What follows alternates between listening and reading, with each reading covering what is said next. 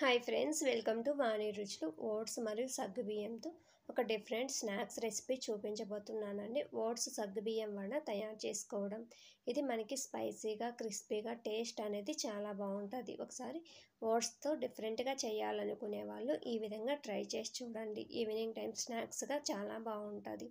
ఇప్పుడు ప్రిపేర్ చేసుకోవడానికి ఒక బౌల్లోకి 1/2 కప్పు ఓట్స్ని యాడ్ చేసుకోవాలి. అలాగే 1 కప్పు లావు సగ్గుబియ్యం యాడ్ చేసుకోండి. ఇందులోకి 200 ml చిక్కటి మజ్జిగని కూడా యాడ్ చేసుకోవాలి. ఇలా యాడ్ చేసుకున్నాక మజ్జిగలో మనం యాడ్ చేసుకున్నటువంటి సగ్గుబియ్యం మరియు ఓట్స్ అంతా కూడా పూర్తిగా కలిసే విధంగా స్పూన్ తోటి మిక్స్ చేసుకోవాలి. ఇలా మిక్స్ చేసుకున్న దాన్ని మనకు సగ్గుబియ్యం నానడానికి టైం పడుతుంది కాబట్టి ఒక 3 అవర్స్ పక్కన పెట్టుకోవాలి. 3 అవర్స్ తర్వాత చూస్తే కనుక ఇక్కడ సగ్గుబియ్యం అనేది మనకి సాఫ్ట్గా నానుంటుందండి. మనకి సగ్గుబియ్యం అనేది ఇంత సాఫ్ట్గా నానాలి.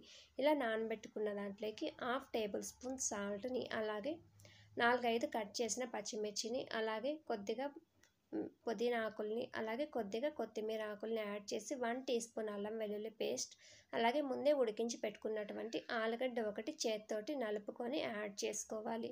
అలాగే ఇందులోకి ఒకటి కట్ చేసిన ఆనియన్ని, అలాగే 1/2 కప్పు బియ్యం పిండిని యాడ్ చేసుకోండి. బియ్యం పిండి యాడ్ చేయడం వల్ల వడ అనేది క్రిస్పీగా ఉంటుందండి. అలాగే ఆలుగడ్డని యాడ్ చేయడం వల్ల వడ బైండింగ్ అనేది కూడా మనకి చక్కగా వస్తుంది. పిండి అంతా కూడా మనం మసాలా వడకి ఏ విధంగా కలుపుకుంటామో ఆ విధంగా ముద్దలాగా కలుపుకోవాలి.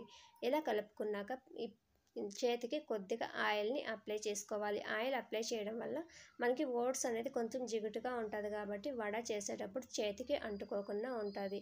పిండిలో నుంచి కొద్దిగా తీసుకొని మీడియం సైజు బాల్లా చేసుకొని మనం మసాలా వడని ఏ విధంగా చేస్తామో అరిచేతిలో వేసుకొని ఈ విధంగా వడ షేపు వచ్చే విధంగా చేతితోటి ప్రెస్ చేసుకుంటూ వడని ప్రిపేర్ చేసుకోవాలి. ఇలా ప్రిపేర్ చేసుకున్నటువంటి వడల్ని మనం స్టవ్ మీద వేడి చేసి పెట్టుకున్నటువంటి ఆయిల్లోకి నెమ్మదిగా యాడ్ చేసుకోవాలి. మొత్తం వడల్ని అన్నిటినీ కూడా ఇదే విధంగా ప్రిపేర్ చేసుకోండి.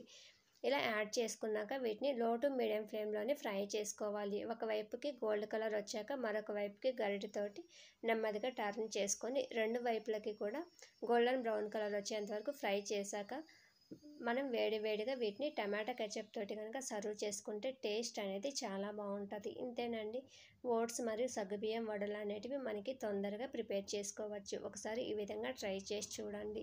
ఈ వీడియో కనుక నచ్చినట్లయితే లైక్ చేయండి, షేర్ చేయండి, సబ్స్క్రైబ్ చేయండి. అలాగే ఇంతవరకు ఛానల్ సబ్స్క్రైబ్ చేసుకోని వాళ్ళు సబ్స్క్రైబ్ చేసి బెల్ ఐకాన్ మీద క్లిక్ చేస్తే నోటిఫికేషన్స్ అనేది ముందుగా వస్తాయి. మరిన్ని రెసిపీస్ కోసం ఛానల్ని విజిట్ చేయండి.